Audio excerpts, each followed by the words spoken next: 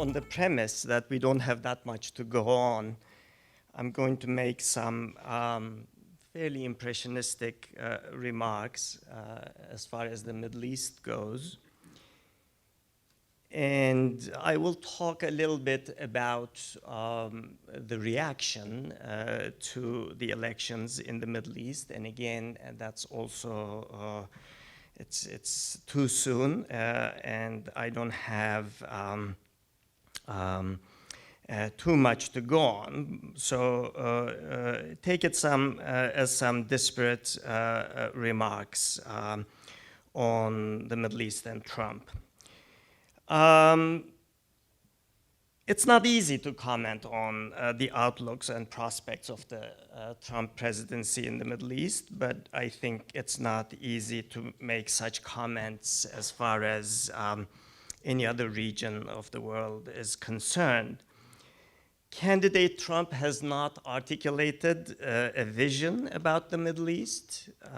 He says that he has thought out strategies, but sharing them publicly, he has argued, would be foolish. So we don't know. He has said he prefers lesser American involvement in Middle Eastern affairs, and therefore I'm very interested in what Stefan said, in that he might be preoccupied with issues in the Middle East. Certainly that's not the impression that he gave during the campaign. And what he has made clear during the campaign was that defeating ISIS would be his highest priority. Now, for many, including Middle Easterners, these utterances are neither here nor there. The peoples of Middle Eastern countries greeted the outcome of the US elections with surprise and amusement. The more liberal elements in the publics of Middle Eastern countries, and those particularly those elements oppressed by present regimes, received it with a sense of schadenfreude, or more charitably with the sentiment of, it happens to the best of us. Middle Eastern peoples are saddled by leaders who have little regard for the rule of law, for basic freedoms and human rights, and other democratic principles ordinarily touted by the United States. Now they look to the United States and see something that is familiar to them. They see an emasculated democracy and the tyranny of a minority, 1/4 of the country's adult population having voted Trump in. Trying to explain the Electoral College to Middle Easterners is as difficult as explaining the Iranian Supreme Revolutionary Council to Americans. Now, to those who take an interest in contemporary Middle East and appreciate the intricate political, social, and cultural dynamics of the region, it is clear that generalizations about the region and its peoples are quite impossible. Nevertheless, one can say that Middle Easterners are by and large apprehensive about Donald Trump, especially in view of the disparagingly reductionist views he has voiced about the faith of most of them, about their region, and the misfortunes and conflicts that beset them.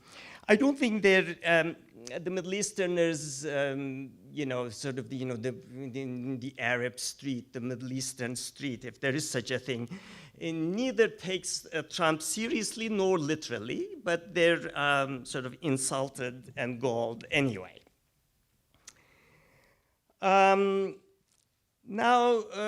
Middle Eastern leaders, on the other hand, have started to and will continue to approach the change of guard in Washington opportunistically. to promote their own agendas vis-a-vis president-elect who is groping in the dark. They either hope for a clean slate upon which they can inscribe their own goals, or a power vacuum which will offer the right climate to do exactly that. The reality of our new president is dawning upon us now. We're having a serious conversation here about him. We're taking him seriously. To non-Americans, the president-elect is still the caricature that he was to us earlier in the year. Many Middle Eastern potentates have outsized egos, and they view Trump as someone they can conceivably, if not manipulate, massage in the direction of their own agendas. They're also hoping for, if you like, the Carter human rights strategy in reverse. A Trump doctrine that closes a blind eye to human rights violations and suppression of basic freedoms and civil rights in the region. Now, I can't sort of take apart the Middle East as competently as my colleague has, but I should say that among the major players in the region, such a window of opportunity might well be most narrow for the Saudi monarchy. I don't think we will see King Salman and Donald Trump hand in hand anytime soon. Despite the diminishing economic clout of Saudi Arabia, the Obama administration has abetted Saudi aggression in Yemen. The carnage the Saudis have caused in that country has made Yemen significantly more unstable than before the civil war. And if Trump indeed moves in the direction of minimizing American commitments in the region, Yemen will not be in his list of priorities, I don't think. Trump has said little about Saudi Arabia on the campaign trail, but has made the rapprochement with Iran, Saudi Arabia's most feared enemy in the region now, a prominent target. Yet Trump's spirited pledge to rip up the agreement, the nuclear agreement with Iran, may turn out to be little more than a hollow threat.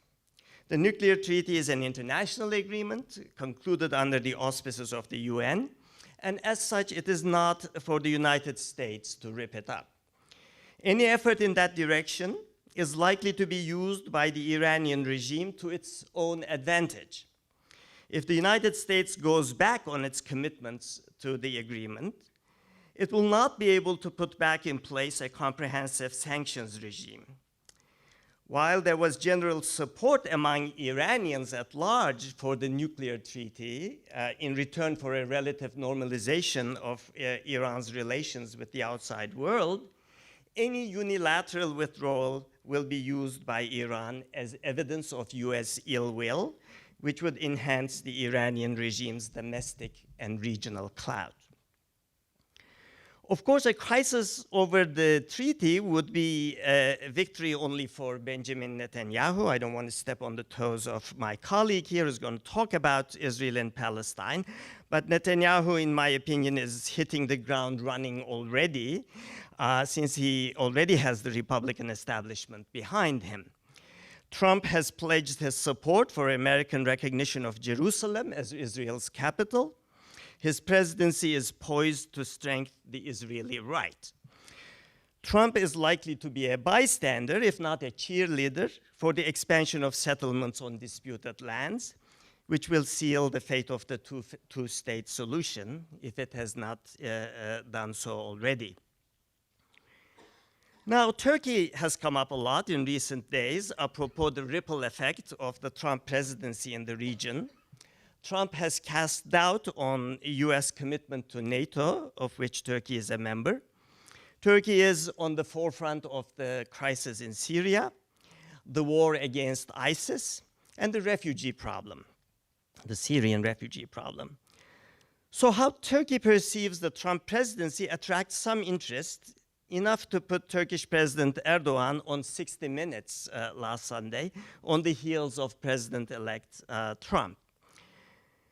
President Erdogan seems single-mindedly focused on the vendetta with his one-time ally, Fethullah Gülen, whom he wants extradited from the US because he has allegedly masterminded the coup d'etat of last summer. There is the suggestion that Michael Flynn's lobbying firm is working on the Turkish government's behalf precisely to secure that.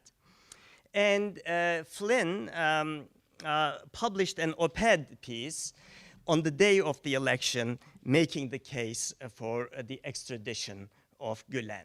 I think that's sort of going to be the top agenda item before Syria, refugees, etc. As far as Syria is concerned, Bashar al-Assad has already expressed his expectation that Trump will align US policy with Russia. And Trump has made it clear that his target in the region will be ISIS, suggesting that he will turn a blind eye to Assad's brutalities, which Assad cloaks as punishing the terrorists. ISIS, already in retrenchment, should welcome the Trump regime. Trump's and Team Trump's incendiary remarks about Muslims and Islam plays into the hands of ISIS's project to radicalize Muslims everywhere. If and when ISIS is forced to withdraw from the territories it occupies now, it is likely to devote its attention more squarely to international terrorism, for which Islamophobic rhetoric, be it in the United States, France, or elsewhere, prepares a fertile ground. Trump has said that, quote, Islam hates us, unquote. His national security advisor, Michael Flynn, is on record as having stated that, quote, Islam is like a malignant cancer, unquote. It has often appeared in recent months as if the Trump campaign has gotten its cues from the playbook of the kind of authoritarian regimes preponderant in the Middle East and elsewhere. The nationalistic, misogynist, ethnocentric, and xenophobic rhetoric, disdain for civil rights, aspersions on the rule of law, advocacy of cruel punishment, attempts to denigrate, restrict, and squelch the free press, intimidation of political rivals, denigration of democratic institutions, kleptocratic inclinations, thin-skinned knee-jerk reactions to criticism and dissent have set a bad example and stand to vindicate and embolden leaders everywhere with similar predilections. Thank you.